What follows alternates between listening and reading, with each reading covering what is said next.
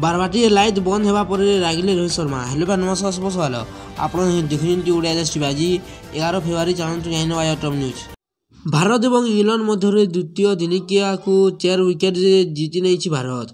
Cuttack Barbati stadium रे match खेला जाइथिला। Cuttack Barbati stadium रे इंडिया बैटिंग करुवा समय गोटे फ्लड लाइट बंद हो जाइथिला। फल खेल 20 मिनिट पर्यंत बंद रही बोली सूचना मिली। एपटे लाइट न आसिथिबारु खिलाड़ी विरक्त भाव प्रकाश करुथिबा बेले बाजुथिबा गीत को नहीं अधिक चिड़ी जाइथिले रोहित शर्मा बोली सूचना मिली। गीत बंद करने को कहिथिले रोहित शर्मा।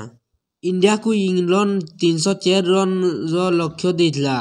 यार जवाब रे रोहित शर्मा एवं शुभमन गिल बैटिंग करने को आसिथिले। मात्र 6.1 ओवर पर यही समस्या देखा देइथिला। 48 रन भारतर स्कोर थिबा बेले गोटे फ्लड लाइट बंद हो जाइथिला। 20 मिनिट पर्यंत लाइट न आसिथिबारु विरक्त हो जाइथिले रोहित शर्मा। यापर पड़िया छाड़ी चली जाइथिले खिलाड़ी। लाइट ठीक होगा पर रोहित शर्मा एवं शुभमन पड़िया को आसवा समय पुणी डीजे गीत बजाइबा आरंभ करथिले। यह देखि रोहित अधिक रागी जाइथिले एवं अंपायर निकट में अभियोग करथिले। ए समय रोहित रागी जाई डीजे बंद कर बोली कहूथिबा बेले कैमेरा रे नजर आसीचंती। भिडियोटी भल लगे लाइक करेंगे और चैनल को सब्सक्राइब कर पाखर थे क्लिक करेंगे जहाँद्वारा आपड़ टॉप न्यूज सर्वप्रथम जानीपर।